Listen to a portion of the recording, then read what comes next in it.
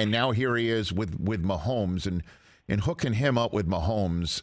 Again, I know you weren't part of that decision, but clearly, Brett Veach was. What do you remember about him, Brett Veach, first coming into the Eagles world that Reed brought with him? Yeah, I mean, first of all, Brett was somebody I immediately liked and saw a lot of potential in, even though he started at the very, very lowest level. Right. They can bring somebody in that area. Hardworking, likable guy, very smart. The thing that most quickly impressed me about Brett was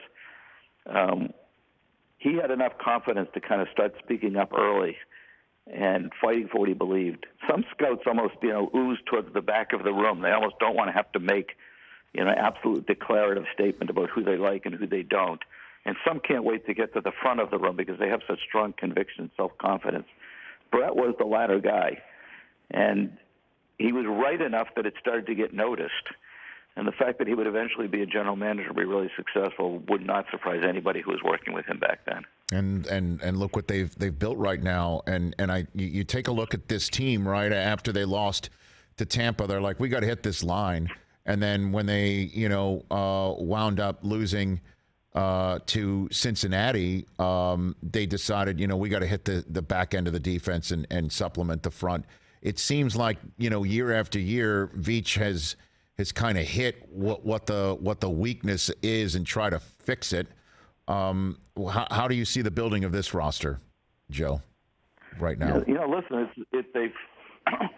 they've taken the tried and true what we did philosophy of building a team, which is get a great quarterback and dominate both lines of scrimmage. Now that doesn't win you a Super Bowl. You still got some work to do. But, if I can steal the title of the famous book, Good to Great, you are now guaranteed good. The challenge getting from good to great is large, but at least you've solidified good once you've been dominant on those lines. And, I think the most impressive thing they did was when they lost a bunch of linemen a couple of years ago, Schwartz and Fisher, and before you knew it, they had as good or a better line than they had, when those guys were there.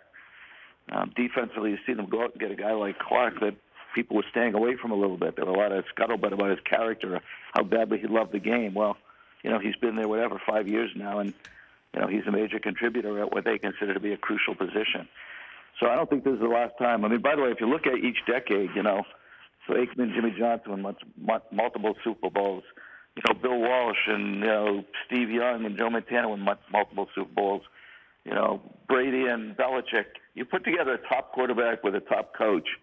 Before the decade's over, I think the Chiefs will have that, say, 3 Super Bowl decade like we've seen each of those combinations have before. Catch the Rich Eisen Show every single day on the Roku channel, 12 to 3 Eastern, for free.